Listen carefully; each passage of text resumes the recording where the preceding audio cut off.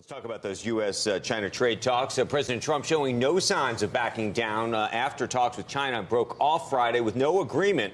Yesterday afternoon, he tweeted the following. He said, "We are right where we want to be with China. Remember, they broke the deal with us and tried to renegotiate. We will be taking in tens of billions of dollars in tariffs from China.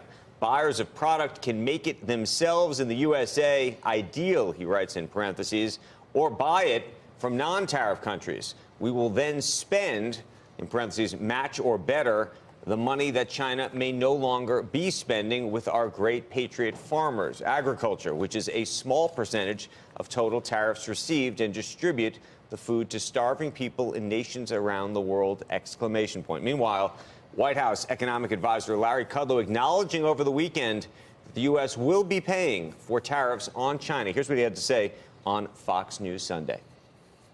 Fair enough. In fact, both sides will pay. Both sides will pay in these things. And, of course, it depends. If it's a tariff on goods coming into the country, the Chinese aren't paying. No, but the Chinese will suffer GDP losses and so forth with respect to a diminishing export market and goods that they may need for their own I understand that, but the president says China doesn't. China, it pays the tariffs. They may suffer consequences, but it's U.S. businesses and U.S. consumers who pay, correct? Yes, to some extent. Yeah, I don't disagree with that. Again, both sides will suffer on this. Kudlow said that he expects trade talks with China to continue within the coming weeks. And we want to get to Eunice, who's in Beijing right now, with more on where things stand at this very moment. Eunice. Thanks so much, Andrew. Well, China's top negotiator agrees with Kudlow that the talks will continue.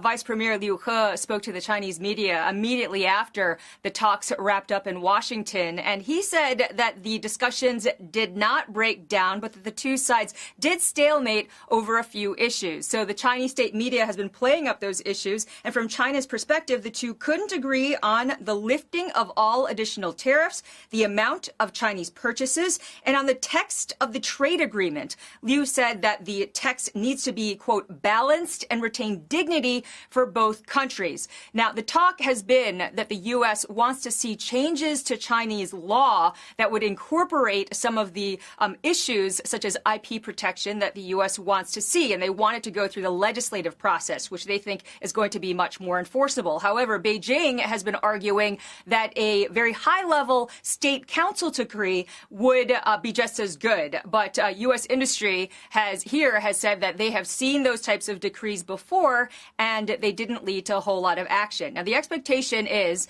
that China is going to be announcing soon retaliatory tariffs, but exactly when that's going to happen, still up in the air. What's been interesting is that China has been slow to move on the retaliatory tariffs, and there's been a lot of speculation that part of the reason why is because the Beijing leadership is trying to gauge what kind of impact those tariffs could have on the economy. But they have also been explaining in the state press these days as to why they're being so slow or muted to the public. And they're calling it a Tai Chi philosophy. So in that philosophy, it means that you have to maintain a sober mind, that you have utmost rationality, and that you focus on endurance during the trade war. Guys? Endurance. In terms of how this whole thing is playing in the media there, is there any sense or lack of support just among the public? I know it's sort of hard to gauge given that people can't speak as freely as they might want to.